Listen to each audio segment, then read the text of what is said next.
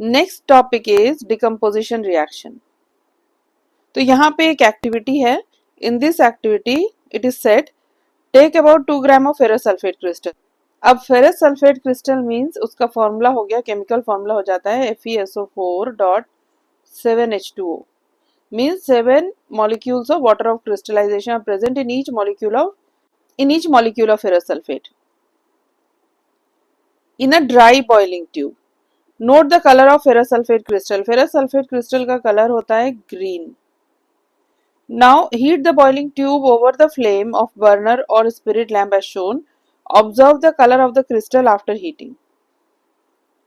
यहाँ पे क्या होता है, green colour of ferrous sulphate crystal change हो जाता है and there is a smell of burning sulphur.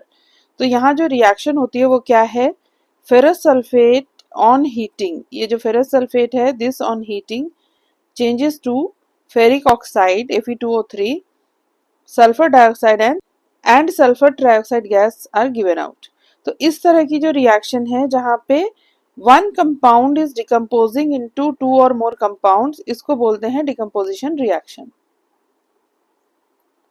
In this reaction you can observe that a single reactant क्या है, एक ही reactant है, so single reactant breaks down to give simpler products. This is a decomposition reaction. Ferrous sulphate crystals का formula FeSO4.7H2O, they lose water when heated.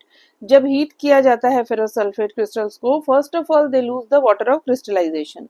इसमें क्या होता है, FeSO4.7H2O, इसको जब हीट करेंगे तो सबसे पहले वाटर ऑफ क्रिस्टलाइजेशन का लॉस होगा, that is FeSO4 plus 7H2O। उसके बाद further heating, on further heating, और यहीं पे कलर चेंज हो जाएगा, ये ग्रीन है and green colour will fade.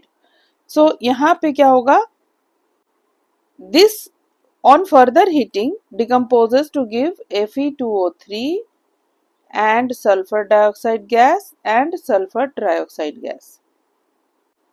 This is also a solid. This solid is left behind in the test tube, और ये दोनों gases, these are the gases which are given out and escape from the test tube. Another example of decomposition reaction is calcium carbonate. Calcium carbonate is also known as limestone. इसको जब heat करेंगे it will decompose into calcium oxide which is also known as quicklime and carbon dioxide. Calcium oxide is called lime or quicklime and it has many uses. One of its uses is in the manufacture of cement. When decomposition reaction is carried out by heating, it is called thermal decomposition. मतलब जब भी decomposition reaction होती है due to heat, then it is known as thermal decomposition. Decomposition due to heat is known as thermal decomposition. Calcium carbonate को limestone भी बोलते हैं and one more point to be noted, marble जो होता है, marble का भी formula, chemical formula होता है CaCO3.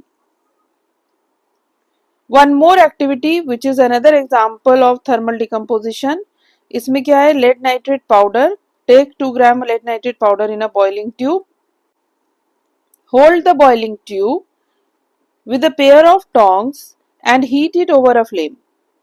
What do you observe? You will observe the emission of brown fumes. Test tube से क्या निकलेंगे, ब्राउन कलर के फ्यूम्स निकलेंगे टेस्ट ट्यूब से, emission of brown fumes. These brown fumes are of nitrogen dioxide gas. और जो reaction होगी वो है lead nitrate solid changing into lead oxide, giving out nitrogen dioxide gas and oxygen gas. ये जो nitrogen dioxide gas है इसका colour है brown. Now all these types of reactions in which a single substance is decomposing to give 2 or more than 2 substances, this kind of reactions are known as decomposition reactions.